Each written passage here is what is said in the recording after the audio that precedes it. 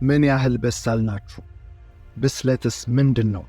በዛሬው ቪዲዮ አንድ ሰው ከህፃንነት ወይም ከልጅነት ወደ ብስለት መሸጋገሩን የሚያመለክቱ 10 ምልክቶችን እናወራለን። ራሳችሁ ላይ ስንቱን ምልክት እንዳገኛችሁና ከ10 ስንት እንዳገኛችሁ በኮሜንት ላይ አሳውቁ። እንደ ዕድሜ መሆን ምንድነው? ብስለትስ ከዕድሜ ጋር ይገናኛል? በእርግጥ ብስለት ከዕድሜ ጋር ሙሉ ለሙሉ አይገናኝም ማለት ባንችልም፣ ነገር ግን ብስለት የዕድሜ ጉዳይ አይደለም። ምክንያቱም ከዕድሜው በላይ የሆነ ሕፃንና ብዙ የሚቀረው ትልቅ ሰው ስላለ። ብስለት ዕውቀት ወይም የትምህርት ደረጃ አይደለም። ብስለት በቀጥታ ከኢሞሽናል ኢንተለጀንስ ወይም ከስሜት ብልህነት ጋር ተያይዞ ሊቀርብ የሚችል ርዕስ ነው። ብስለት የአእምሮ፣ የስሜት፣ የመንፈሳዊ ሕይወት የሁለንተና ሚዛናዊ እድገት ነው። በተጨማሪም ብስለት ራስንና ሌሎችን የምናስተናግድበት መንገድ ነው። የአስተሳሰብና የባህሪ ጉዳይ ነው። አንድ እውነት ግን አለ። ብስለት በዕድሜ ተጽዕኖ ስር ይወድቃል። እንደ ዕድሜ ያልሆነውን ሕፃን ብንተወው እንኳን እንደ ዕድሜ ያልሆነው ትልቅ ሰው ግን ዕድሜ የሚጠይቀውን ብስለት ባለማሟላቱ በሕይወቱ፣ በቤተሰቡ፣ በትዳር አጋሩ፣ በልጆቹ በሚመራው የዕለት ተዕለት ኑሮ እንቅስቃሴ ለመምራት የማይበቃ ወይም እምነት የማይጣልበት ሆኖ ይገኛል። ታዲያ አንድ ሰው ከሕፃን ወይም ከልጅነት አስተሳሰብ ወደ ብስለት መሸጋገሩን የሚጠቁሙ ባህሪዎች ምንድናቸው? በዚህ ቪዲዮ አንድ ሰው ከልጅነት አስተሳሰብ ወደ ብስለት ሲሸጋገር የሚስተዋሉትን 10 ምልክቶች እናወራለን። የእናንተ ላይክ ማድረግ ቪዲዮ ለብዙዎች እንዲደርስ ስለሚረዳ መልካም ልብ ካላችሁ ላይክ በማድረግ ይጀምሩ።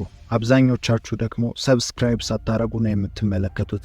ይህ ለኛ ዋጋ ስላለው ሰብስክራይብ በማድረግ ይህ ስለ ሕይወት የሚያወራን የቁም ነገር ቻናል ይቀላቀሉ።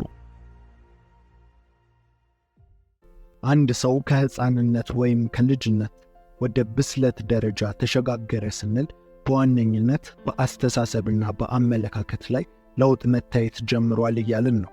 ይህም በስሜቱ ላይ ተጽዕኖ ስለሚኖረው በባህሪው ላይ የሚስተዋሉ ለየት ያሉ ከዚህ ቀድሞ የማያረጋቸው ነገር ግን በጊዜ ሂደት አውቆም ሆነ ሳያውቅ በራሱ ላይ የሚታዩ የባህሪ ለውጦች ናቸው።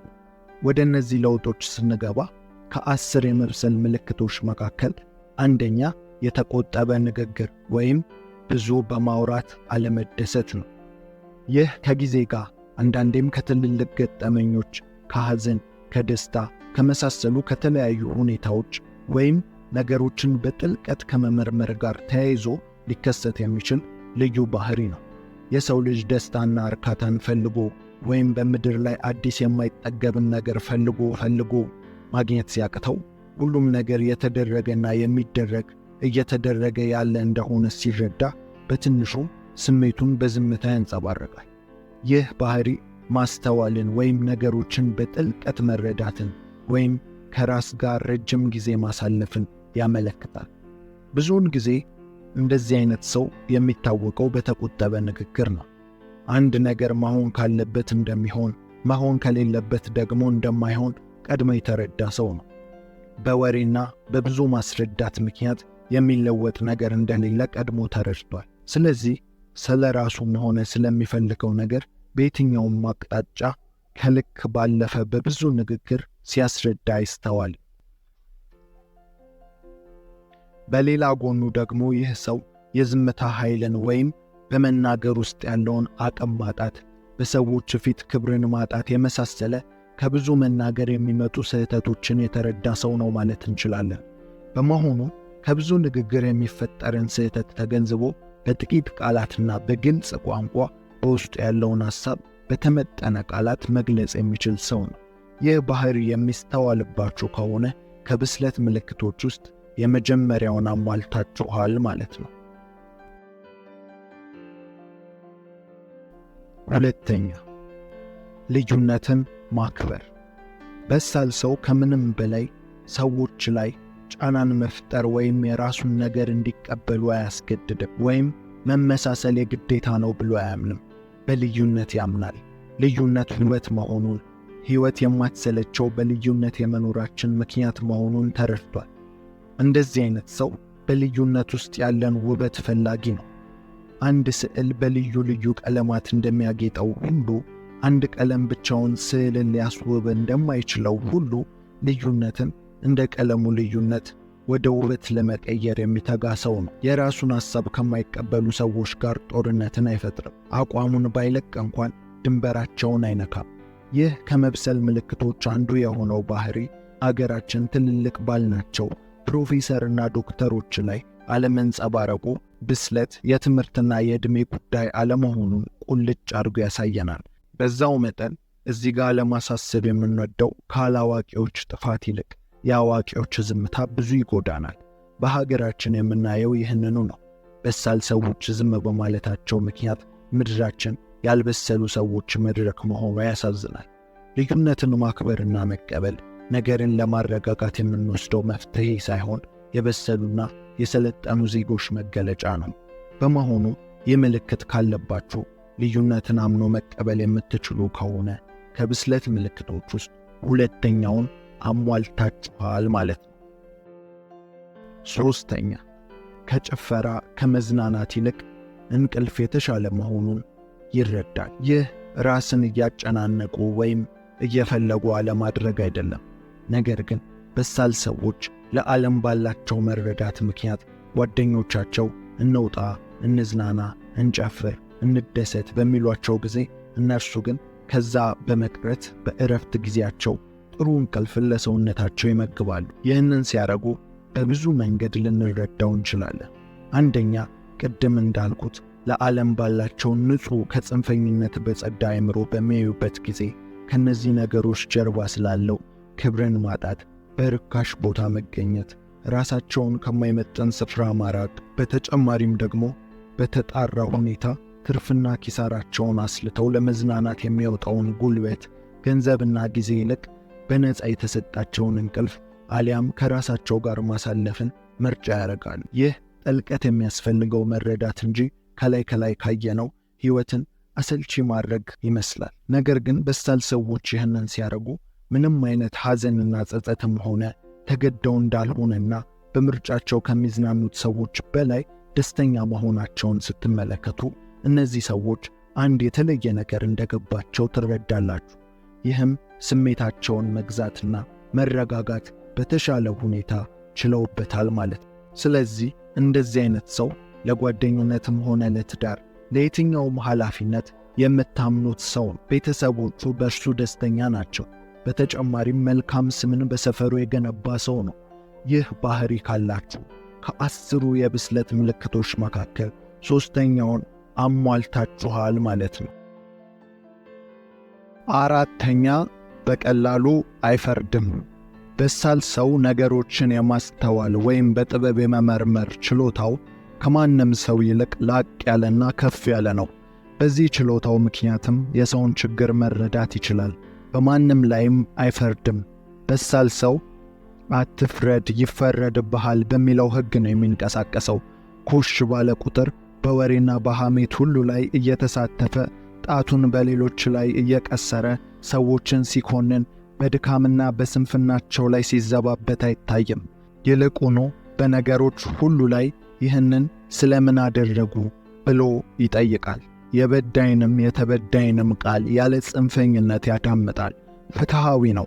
ፍትሃዊነቱም ባለመፍረድ ነው።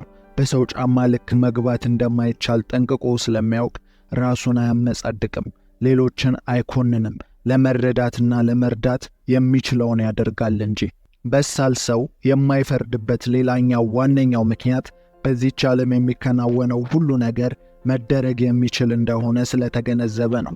ዓለምን በጥልቀት ይፈትሻል፣ ይመረምራል። በመጨረሻም ሰው ስለሆነ ይሳሳታል፣ ልክም ይሆናል፣ ያጠፋል፣ ደግሞም ያበጃል፣ ይጸድቃል፣ ደግሞ ይኮነናል። በቃ ይህ የሰውነት ጸባይ ነው። ሁሉም ሰው በተገለጠና ባልተገለጠ ጥፋት መካከል ይለያይ እንጂ ሁሉም ድካም አለው። ሁሉም ሊያወራው የማይፈልገው ያለፈ በደል አለው። ሁሉም ሰው ኃጢአተኛ ነው። ስለዚህ በሳል ሰው ይህንን በመረዳት በማንም ላይ የፍርድ ጣቱን ሲጠቁም አይታይም። ይህ ባህሪ ካላችሁ ከበሳል ሰው ምልክቶች 4ቱን አሟልታችኋል ማለት ነው። 5ኛ፣ ፍቅርን በግድ አያደርግም። ፍቅር ስሜት እንጂ የምክንያት ሰበብ ድርደራ እንዳልሆነ ጠንቅቆ ያውቃል። ሲወድም ሆነ ሲወደድ ፍቅር በግድ ሊሆን እንደማይችል ተገንዝቧል። ስለዚህ ከከንቱ ድካምና ልፋት ራሱን የጠበቀ ነው። በሳል ሰው ፍቅርን በፍቃድ ላይ ብቻ ይመሰርተዋል። ማፍቀር መታደል ነው፣ ያፈቀሩትን የራስ ማድረግ እንዲሁ። ነገር ግን ማፍቀርና ያፈቀሩትን የራስ ማድረግ መካከል ሰፊ ገደል አለ። ያም ፈቃድ ይባላል። ለዚህ ፈቃድ ለሚለው ገደል ደግሞ ድልድዩ የተፈቃሪው ሰው ፈቃድ ይሆናል። የብዙዎቻችን ችግር ይህ ነው፣ የወደድነውን የራስ ለማድረግ የሚከፈል መስዋዕትነት። በሳል ሰው ግን ይህንን አያረግም። ምክንያቱም ራስ ወዳድ አይደለም። የራሱን ስሜት የራሱን ፈቃድ ብቻ የሚከተል ሰው አይደለም። ስለዚህ ነፃ ሆኖ ማሰብን፣ ማስተዋልን፣ መመርመርን ጠንቅቆ ያውቅበታል። ስሜቱን ይቆጣጠራል፣ እንዲሁም ራሱን ይገዛል። ይህ ባህሪ ካላችሁ ከበሳል ሰው ምልክቶች 5ቱን አሟልታችኋል ማለት ነው። 6ኛ ጸብን በዝምታ ካስፈለገም በመሸነፍ ያሳልፋል። በሳል ሰው ለ70 እስከ 120 ለማያልፍ ለጥቂት ዓመታት ጸብን በሕይወቱ አይጋብዝም። የማሳለፍን ጥበብ ተክኖበታል። ነገሮችን በዝምታ ያልፋቸዋል። ሁሉን ችሎ ማሳለፍ ያውቃል። ስሜታዊ አይደለም፣ ራሱን ይቆጣጠራል።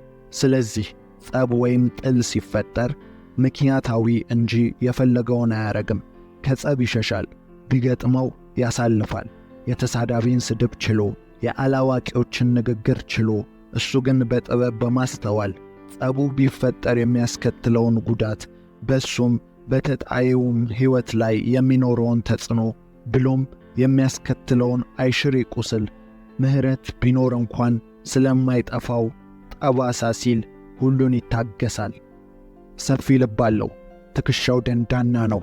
ከፊት ከቀረበለት ጸብ ይልቅ በጸቡ የሚጎዱትን፣ ኃላፊነት የወሰደባቸውን ቤተሰቡን፣ ልጅ ካለው ልጁን፣ ሚስት ካለው ሚስቱን፣ ብቻውን ከሆነ የሚወዱትን ያስባል።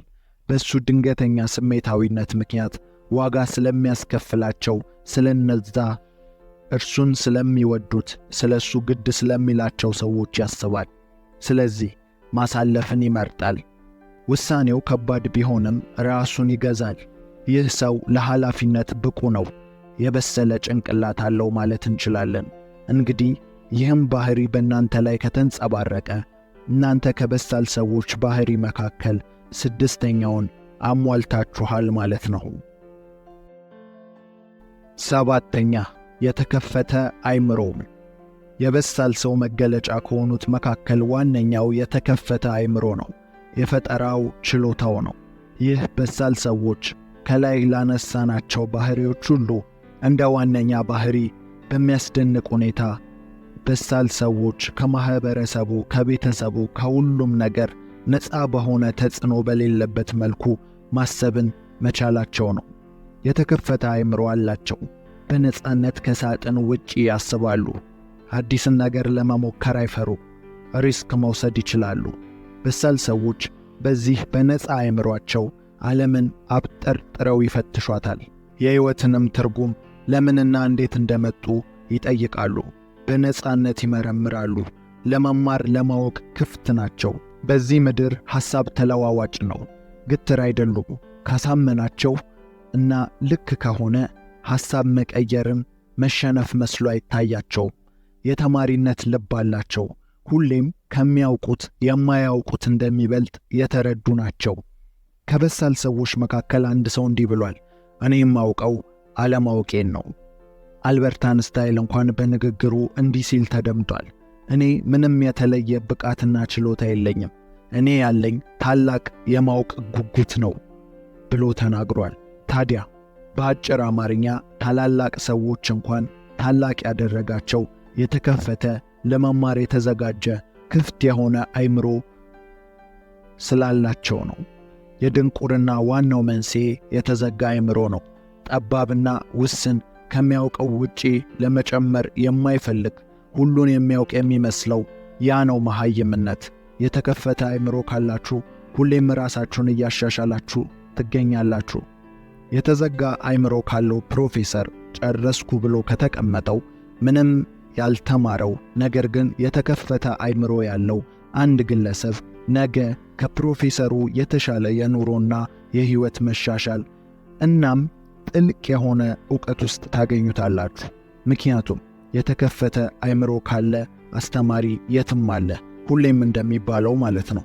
ተማሪ ካለ አስተማሪ የትም አለ። ይህ ባህሪ ካላችሁ ከበሳል ሰዎች መካከል 7ኛውን ባህሪ አሟልታችኋል ማለት ነው። 8ኛ የይቅርታ ልብ። የበሳል ሰው ዋና መገለጫ ይቅርባይነት ነው። ይቅርባይነት ስንል ነገ ያ ሰው ያን በደል ሲበድል የቀደመውን እያስታወሱ እየደመሩ ማሸማቀቅ ሳይሆን ከልብ የሆነ ይቅርታ ነው። ይቅርታ የታላቅና የበሳል ሰዎች መገለጫ ነው። ይቅርታ መሸነፍ አይደለም፣ ይቅርታ ማሸነፍ ነው። ይቅር ላይባል የሚችል ምንም በደል የለም። እዚህ ጋር አንድ ማሳሰብ የምፈልገው ይቅርታ ለአንዳንድ ሰዎች ወደ ነበረው መመለስ ሊመስል ይችላል። ይህ እንደ በደሉ ይወሰናል። በደሉ ከባድ ከነበረ ከይቅርታ በኋላ ከዛ ሰው ጋር እንደነበራችሁ መሆን ግዴታ አይደለም። ምክንያቱም በቃ የእናንተ ገደብ ሊጠበቅ ይገባል። የተሰጣችሁ መብት እስካለ ድረስ የእናንተ ግዴታ ከልብ የሆነ ይቅርታ ብቻ ነው። ከዛ በፊት ጓደኛ ከነበራችሁ ድጋሜ ጓደኛ መሆን አይጠበቅባችሁ። በቃ ግን ንጹህ ይቅርታ።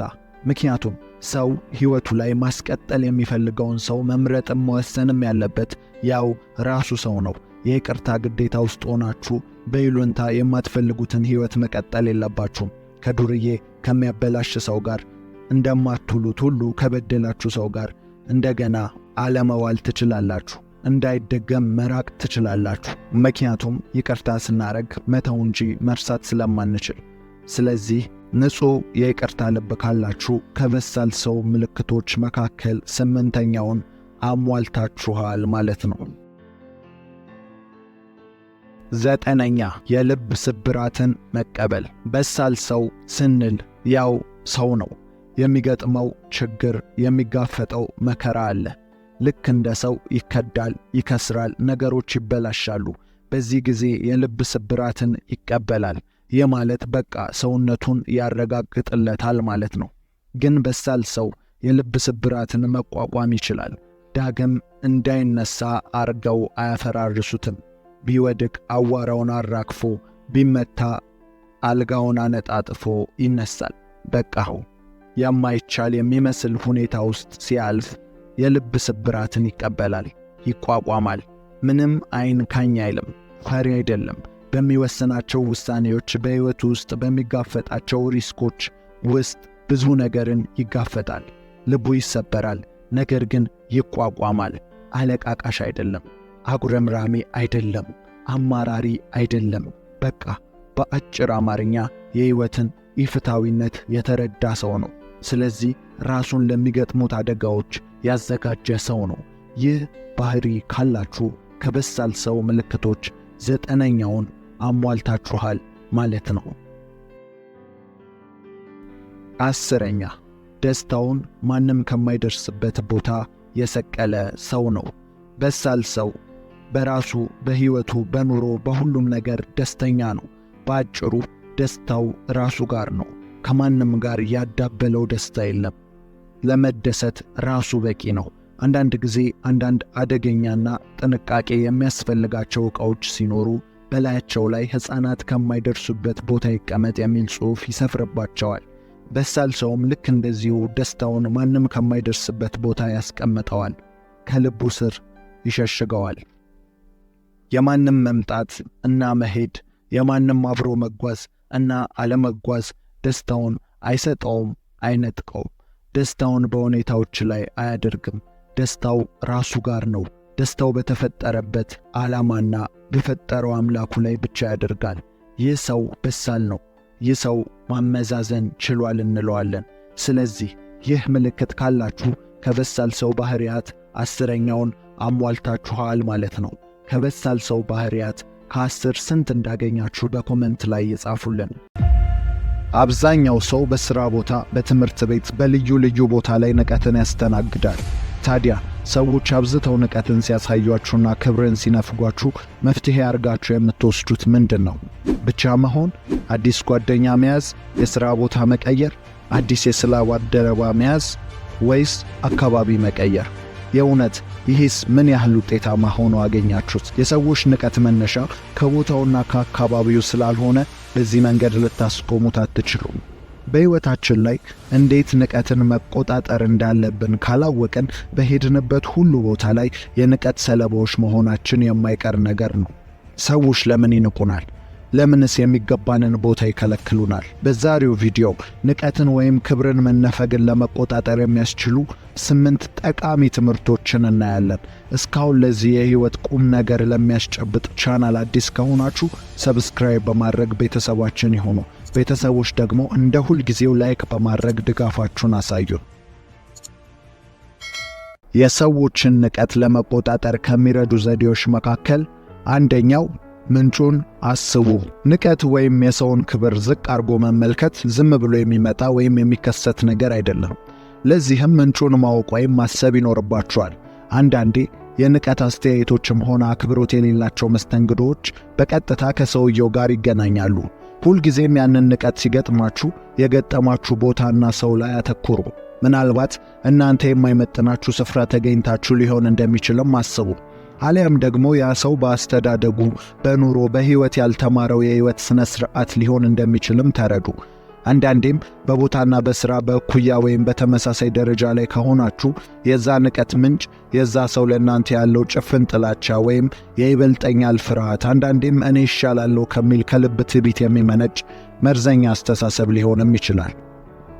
ስለዚህ ምንጩን አስቡ የሚለው ጠቃሚ መርህ ከሌሎቹ ንቀት ወይም አሉታዊ አስተያየቶች ሲገጥሟችሁ ማስታወስ ያለባችሁ ዋና ጉዳይ ነው። የማያከብራችሁን ሰው ታማኝነትና አስፈላጊነት ገምግሙ።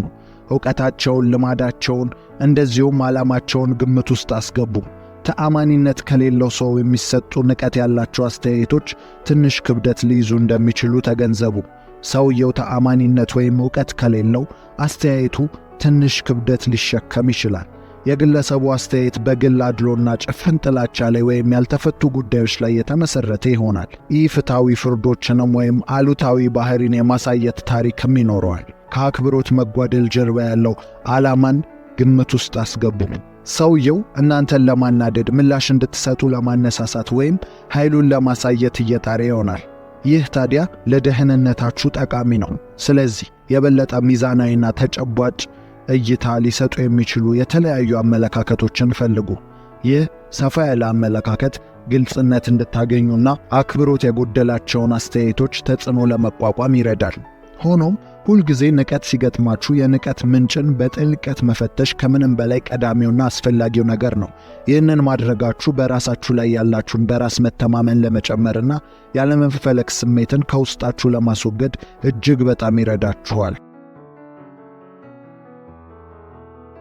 ሁለተኛ፣ በራሳችሁ በጎነት ላይ አተኩሩ። ሁሉም ሰው የራሱ የሆነ የሕይወት ፍልስፍናና መርህ ይኖረዋል። ይህም መርህ ንጹሕ እና ወደ ትክክለኛ መንገድ የሚመራ ነው። ከነዚህ የሰው ልጆች መርሆች ወይም መመሪያዎች መካከል የመጀመሪያ ስፍራውን የሚይዘው ሰዎች በተፈጥሯቸው የተሰጣቸው ጸጋ፣ ለሰው ሁሉ ያላቸው መልካምነትና በጎነት ነው። ደግን ነገር ማድረግ በሁሉም ሰው ዘንድ የተቀበረ ፍላጎት ነው። ታዲያ ይህ የሰው ጥልቅ መሻት በአንዳንድ አጋጣሚዎች ሲበረዝና ከዛም ብሶ በክፋትና በጭካኔ ሲሞላ ይስተዋላል። ይህም እንዲሆን ከሚያደርጉት ምክንያቶች ደግሞ ዋነኛው ንቀት ወይም የክብር መነፈግ ነው። ከሰዎች የሚሰነዘር ማንኛውም አላስፈላጊ የዘለፋ ትችቶችም ናቸው። ይህ ሰው በተፈጥሮ ንቀትን መታገስ አለመቻሉና አጸፋን መስጠት እንዳለበት እንዲሰማው በሚያደርገው መልኩ የበቀል ስሜት ስለሚያነሳሳ ነው። እናንተ ግን በዚህ ኃይል ፋንታ በጎነታችሁን በማጠንከር በማንኛውም ሁኔታ የሕይወት መርሃችሁን እንደማትለቁ እርምጃ እንኳን ብትወስዱ ይህንን መርህ ባለቀቀ ጨዋነት በተሞላው አካሄድ መሆን ይኖርበታል። ባህሪያችሁና ታማኝነታችሁ በእናንተ ቁጥጥር ስር መሆናቸውን አስታውሱ። ከሌሎች ማረጋገጫን ከመፈለግ ይልቅ በራሳችሁ እሴትና በጎነት መሠረት ለመኖር ቅድሚያ ስጡ። ድርጊቶቻችሁ ለራሳቸው ይናገሩ። ከእሴቶቻችሁ ጋር ተስማምታችሁ ኑሩ። ከሐሳቦቻችሁና ከድርጊቶቻችሁ በተጨማሪም ከውሳኔዎቻችሁ ጋር ጥምረትን ፍጠሩ። ከሌሎች ተግዳሮቶች ወይም ንቀቶች ቢገጥማችሁ እንኳን መልካም ምግባራችሁንና መርሆቻችሁን በሚያንጸባርቅ መንገዶች እርምጃን ውሰዱ። በራሳችሁ በጎነት ላይ ማተኮር ሰዎች በሚሉት ከመደገፍና ደስታን ከማግኘት ይልቅ በራሳችሁ በመተማመን እርካታን እንድታገኙ ያስችላችኋል። ይህ ውስጣዊ ነጻነት ታዲያ ወደ ከፍተኛ በራስ መተማመንና ጽናት ይመራችኋል። ጽናት ወይም ይህ በራስ መተማመን ደግሞ እዚህ ጋር የሚያቆም አይደለም።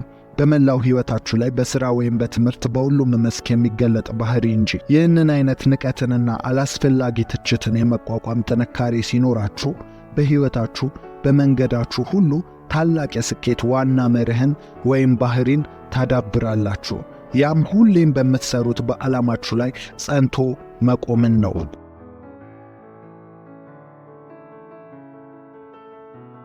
ሶስተኛ፣ የሌሎችን አስተያየት ጊዜያዊነት እወቁ።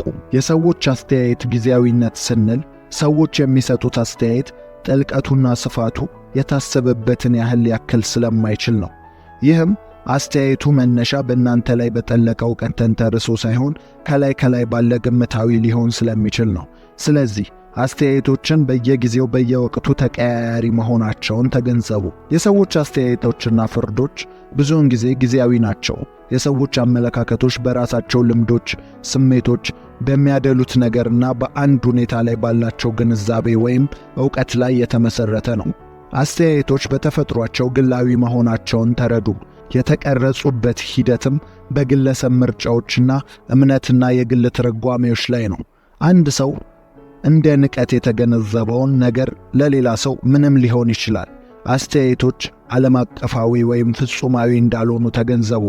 የሰዎች አስተያየት በጊዜ ሂደት ሊለዋወጥ ይችላል። ዛሬ አንድ ሰው ስለ እናንተ የሚያስበው ነገር ነገ አዲስ በሆነ ዕውቀት፣ በግላዊ እድገት ወይም በእምነት ለውጥ ምክንያት ሌላ ሊሆን ይችላል። አስተያየቶች ተለዋዋጭ ሊሆኑ እንደሚችሉና የእናንተን ተፈጥሯዊ እሴት ነጸብራቅ እንዳልሆኑ እወቁ። ጊዜያዊ ንቀትን ለራሳችሁ ያላችሁን ዋጋ እንዲገልጽ ወይም በራስ መተማመናችሁን እንዲሸረሽር አትፍቀዱ። አብሮ ግን መያዝ ያለባችሁ አስተያየቶች ለእናንተ መወጣጫ መሰላል ናቸው። አስተያየቶችን ስትቀበሉ አስተያየቱ ምክንያታዊና ሚዛን የሚደፋ ሆኖ ካገኛችሁት በጥልቀት ራሳችሁን ለመፈተሽና የሚጠቅማችሁን ነገር ለመያዝ ይረዳችኋል።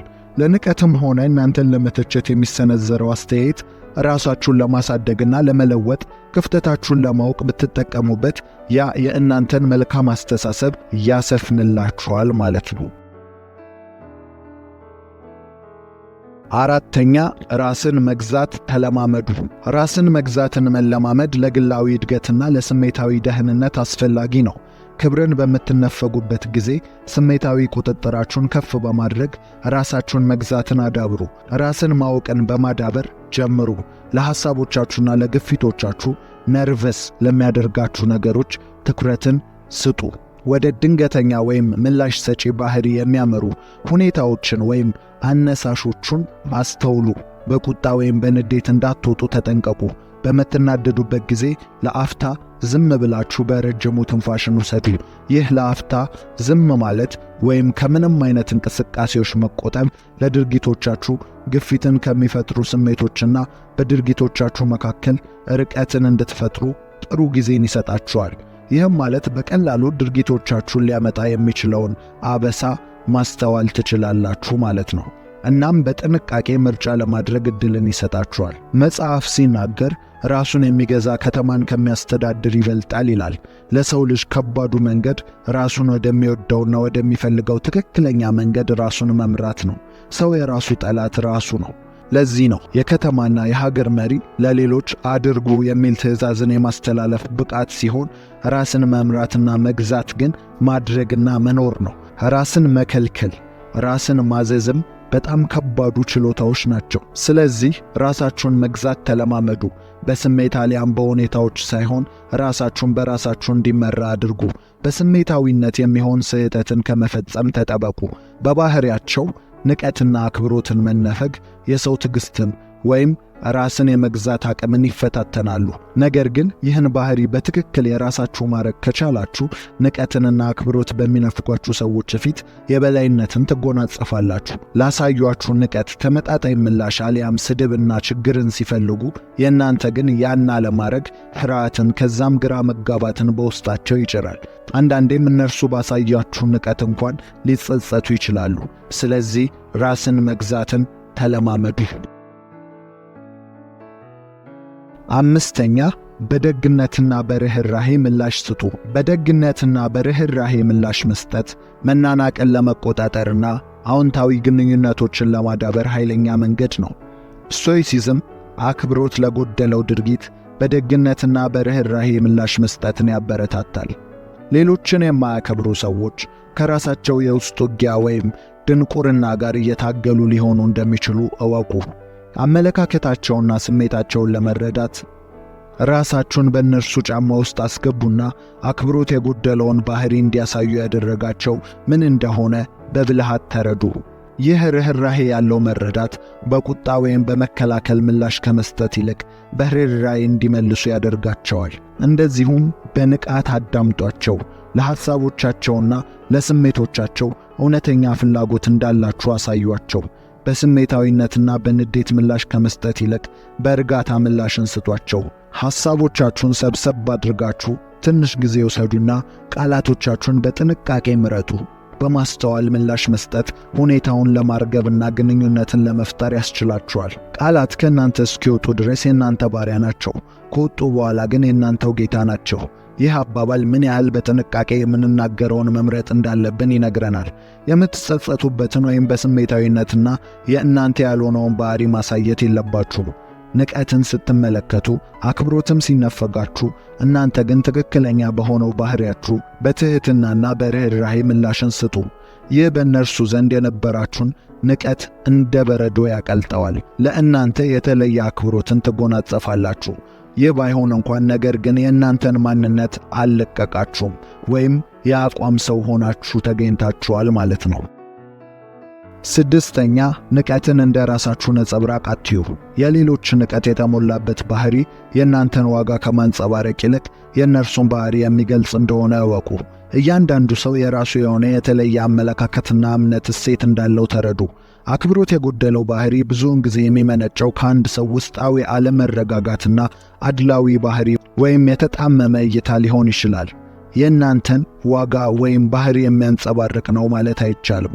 ለራሳችሁ ያላችሁን ግምት የሚወስነው በሌሎች አስተያየት ወይም ባህሪ እንዳልሆነ ተገንዘቡ። ስለዚህ ውስጣዊ መረጋጋታችሁን ጠብቁ። ውስጣዊ መረጋጋት ደህንነታችሁን ለመጠበቅና ፈታኝ ሁኔታዎችን እንድትቋቋሙ ለማገዝ አስፈላጊ ነው። ስቶይሲዝም ውጫዊ ሁኔታዎችን ምንም ቢሆኑ እንኳን ውስጣዊ መረጋጋትን የመጠበቅ አስፈላጊነትን አጽንዖት ይሰጣል። የውጫዊ ሁኔታዎች ውስጣዊ መረጋጋትን መረበሽ የለባቸውም። እንደ ንቀት ያሉ ውጫዊ ድርጊቶች ከእናንተ የመነጩ ሳይሆኑ ከሌላ ሰው ምልከታ የመነጩ ናቸው። እነዚህ ድርጊቶች ከቁጥጥራችሁ ውጪ የሆኑ ነገሮች ናቸው። እነርሱ የሚናገሩትን ነገር ልትቆጣጠሩት አትችሉም። ሆኖም ግን የእናንተ ምላሽን መቆጣጠር ትችላላችሁ። ሆኖም ግን ውስጣችሁን የሚጎዳው እነርሱ የተናገሩት ሳይሆን እናንተ የምትሰጡት ምላሽ ነው። ስለዚህ ምላሾቻችሁን እናንተን የሚጠቅምና ውስጣዊ መረጋጋታችሁን የሚጠብቅ ይሆንላችሁ። ሰባተኛ፣ መናቅን እንደ እድገት ዕድል ተጠቀሙ። ክብርን ማጣትን እንደ እድገት ዕድል መጠቀም ከፍተኛ ነገሮችን እንድትማሩና ጠቃሚ ልምዶችን እንድታዳብሩ የሚያስችል የለውጥ አስተሳሰብ ሊሆን ይችላል። ስቶይሲዝም ተግዳሮቶችንና ንቀትን ጨምሮ ለግል እድገት ራስን ማሻሻያ ዕድል አድርጎ መመልከትን ያበረታታል። ትዕግስትን፣ ጽናትን፣ ስሜታዊ ዕውቀትን ለመለማመድና ለማዳበር አክብሮት የጎደላቸውን ባህሪያትን ተጠቀሙ። በመናቅ የሚቀሰቀሰው አሉታዊ ወይም መጥፎ ስሜቶችን ከማሰብ ይልቅ በዚህ ሁኔታ ውስጥ ልታገኙ ስለምትችሉት ጠቃሚ ልምድ አስቡ። ከእንደዚህ አይነት ተመክሮ ምን መማር እንደምትችሉና ለግል እድገታችሁ እንዴት አስተዋጽኦ ሊያደርጉ እንደሚችሉ ራሳችሁን ጠይቁ። በዚሁም ላይ ምስጋናን ተለማመዱ። ከንቀታዊ ልምምዶች ለተማራቻቸው ትምህርቶች ማመስገንን ልመዱ። ባህሪያችሁን፣ ጥንካሬያችሁን፣ ጥበባችሁን ለማጠናከር ስለሚረዳችሁ ይህንን ዕድል አመስግኑ። ምስጋና ትኩረታችሁን ከአሉታዊ ወደ አዎንታዊ ሁኔታ ለመቀየር ይረዳልና እነዚህን ትምህርቶች ተግባራዊ ለማድረግ ልምምድንና ትዕግሥትን እንደሚጠይቅ አስታውሱ። እነዚህ መርሆች ከእናንተ ልዩ ሁኔታዎችና የግል እድገት ጉዞ ጋር ማስማማትን በጣም አስፈላጊ ነው። 8ኛ ልትቆጣጠሯቸው በምትችሉት ነገር ላይ አተኩሩ። ጉልበታችሁን በቁጥጥራችሁ ውስጥ ባሉ ጉዳዮች ላይ አውሉት። ለምሳሌ በሐሳቦቻችሁ፣ በድርጊቶቻችሁና በምላሾቻችሁ ላይ ትኩረቶቻችሁን ገንቡ። ወደ ሆኑ ፍላጎቶቻችሁ አዙሯቸው። አክብሮት በጎደላቸው አስተያየቶች ላይ ከማተኮር ወይም የበቀል እርምጃን ለመውሰድ ከመነሳሳት ይልቅ በማስተዋልና በብልሃት ምላሽን ለመስጠት ሞክሩ። ሁልጊዜም ከአቅም በላይ በሆነ ነገር ላይ ትኩረታችሁን አትስጡ። ንቀትንና አክብሮትን መነፈቅ እንደ ጊዜና ቦታው የሚለዋወጡ ናቸው። ስለዚህ መቀየር ባለባችሁ ነገር ላይ አተኩሩ። ማስተዋላችሁን በዚህ አትመዝኑት። አንድ አባባል አለ፣ ከአሳማ ጋር በጭቃ ላይ ልትላፋ ትችላለህ፣ ሁለታችሁም ትቆሽሻላችሁ። ልዩነቱ ግን አሳማው መቆሸሹን ይወደዋል የሚለው ነው። ስለዚህ እናንተን ከማይመጥኖቹ ጋር አትላፉ።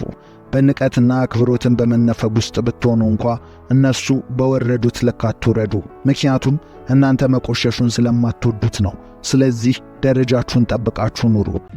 7ቱ የጥበብ ሕጎች። እነዚህ ብልህ የሆኑ አስተሳሰቦች ሕይወትህን ይቀይሩታል። በጥንታዊው ዘመን ብቅ ያሉት የጥንት ፈላስፋዎች በዓለም ላይ እስካሁን ካወቅናቸው ጥቂት ምርጥ አዋቂ መሃል ይጠቀሳሉ። ከአርስቶትል እስከ ዜኖ ድረስ በዚህ ጊዜ ውስጥ የተንጸባረቀው ጥልቅ የሆነ የማሰብ ችሎታ ከወቅቱ አስተሳሰብ የቀደመ ነበር። ሐሳቦቻቸውና መርሆቻቸው እስከ ዛሬ ድረስ ትልቅ ዋጋ አላቸው። እናም የአስተሳሰብ ደረጃህን ከፍ ለማድረግ እነዚህን 7 የጥበብ ሕጎች በጥሞና አድምጣቸው። 7ኛው ከሁሉም የበለጠ ድንቅና አስገራሚ ሕግ ነው። 7ቱ የጥበብ ሕጎች። 1ኛ አድማስህን አስፋ። አጥናፈ ሰማይ በግድግዳ ከተከለለው መኖሪያ በጣም እጅጉን የላቀ ነው። ከአድማስ ባሻገር ያለውን የሚያውቁት ከምቾት ቀጠናቸውና ቤታቸውን ለመውጣት የሚደፍሩ ብቻ ናቸው። አካባቢህን መለወጥ አስተሳሰብህን ሊለውጥ ይችላል። ሴኔካ እንደተናገረው ሰማይን የሚያበሩትን ከዋክብት ተመልከት፣ አንዳቸውም በአንድ ቦታ አይቆዩም። የተሻሻለ ጥበብንና የግል እድገትን በእውነት የምትፈልግ ከሆነ ከከበበ ድንበር ማለፍ ይኖርብሃል። ይህም ወደ ሌላ ቦታ መቀየር፣ መጓዝም ሊሆን ይችላል። በሄድክ ቁጥር ብዙ ታገኛለህ። ስለዚህ አትፍራ። ኃላፊነትን መውሰድ አትሽሽ። ገበሬ አምኖ በእጁ ያለውን ዘር በመሬት ላይ ይበትናል። ነገ ብዙ ሆኖ እንደሚያጭደው ትልቅ ተስፋ አለው። መጓዝን፣ አይምሮህን አዲስ ነገርን ማስለመድን አትፍራ። ዓለም አንተ የምታውቃት ብቻ አይደለችም። ስለዚህ በሐሳብህም በሕይወትህም ወጣ ብለ ማሰብን፣ ወጣ ብለ መኖርን አትፍራ። አድማስህን አስፋ። 2ኛ የሞኝ ወርቅ። በአካባቢያችን ያሉ በጣም ሞኝ የምንላቸው ሰዎች ዋጋቸውን በራሳቸው ላይ ሳይሆን በሀብታቸው ላይ ያደርጋሉ። ገንዘብ ጥበብን ሊገዛ አይችልም እና ከገደብ ያለፈ ስግብግብነት ማንንም ሰው በጊዜ ሂደት ያጠፋዋል። ኢፒኩረስ ይህንን በአጭሩ እንዲህ ሲል ገልጿል። ትንሽ ነገር ካልበቃ ምንም ነገር አይበቃህም። ልህቀትህንና በጎነትህን በመገንባት ላይ አተኩር። ገንዘብ በሕይወት ውስጥ ያንተ የሕይወት ውጤት ሳይሆን መሳሪያ ብቻ መሆኑን ተገንዘብ። በገንዘብ ላይ ብቻ የሚያተኩሩ ሰዎች ሌሎች መዋቅሮቻቸውን እንዲያፈርሱ ያደርጋሉ። ይህም ልክ በአሸዋ ላይ እንደተገነባ መሰረት የለሽ ቤት ሆኖ ይፈርሳል፣ ረጅምም ዕድሜ አይኖረውም። ስለዚህ የሞኝ ወርቅን አስወግዱ። መገንባት ያለባችሁን ዋጋችሁን በተከበረው በራሳችሁ ማንነት ላይ ገንቡ። እናንተ ሰዎች ናችሁ። እናንተ የተከበራችሁ ናችሁ። ስለዚህ ዋጋችሁንም ሆነ የሰውን ዋጋ በቁሳዊ ነገር አትለኩ።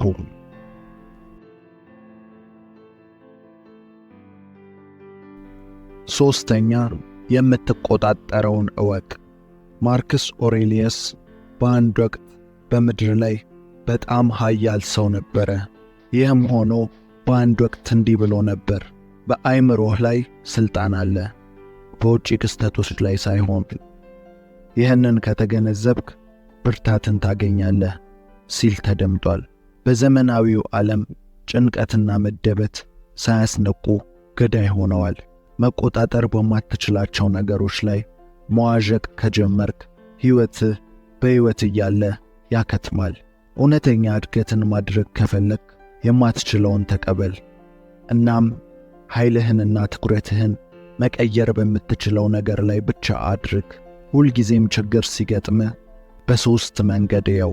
አንደኛ፣ መስተካከል ይችላሉ ወይ? ሁለተኛ፣ መስተካከል አይችልም ወይ? ሦስተኛ፣ ጊዜ ይፈታዋል ወይ? ታዲያ ከሦስቱ የመጀመሪያው ላይ ብቻ ከሆንክ የተፈጠረውን ችግር ለመፍታት እርምጃ ውሰድ። ሁለቱ ላይ ከሆንክ ግን ካንተ ቁጥጥር በላይ ነውና መልቀቅን ተማር። ገመዱ ከእጅ ለመውጣት እያሳመመህ ከሆነ ልቀቀው። ቀስ በቀስ ገዝግዞ ማስለቀቁ አይቀርምና። ስለዚህ እንደ አንድ ብልህ ሰው የምትቆጣጠረውንና የማትቆጣጠረውን ነገር ለይ።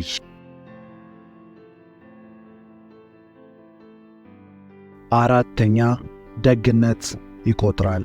የደግነት አቅም ያላቸው በጣም ጠንካራና ብልህ ሰዎች ብቻ ናቸው።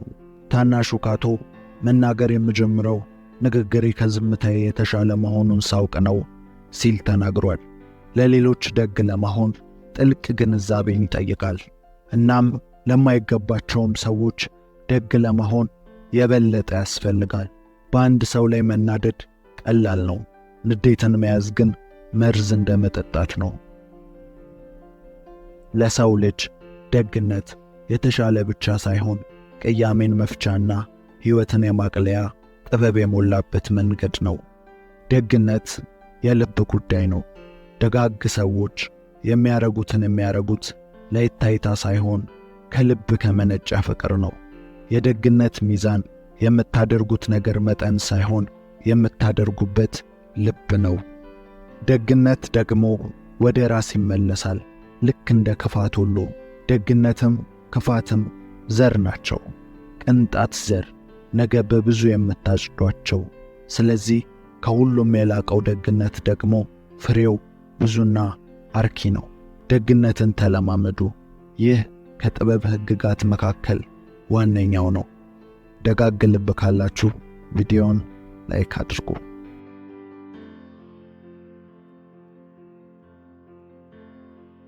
አምስተኛ፣ ለእውነተኛ ጓደኝነት ዋጋ ስጥ።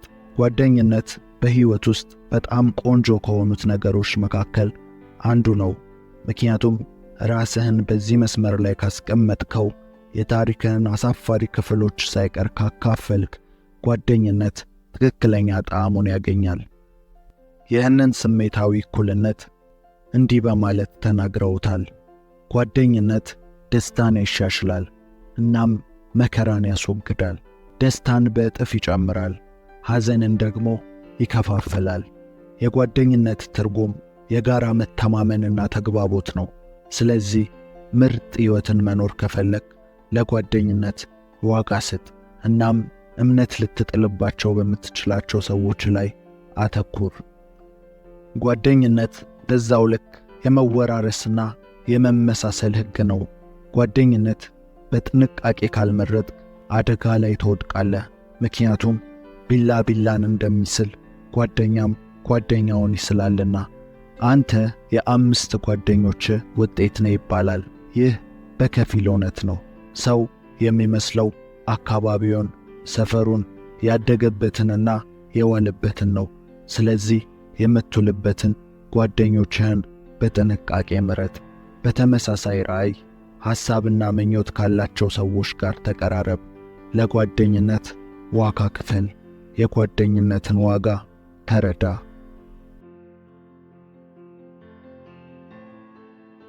ስድስተኛ፣ ጤናማ አእምሮ።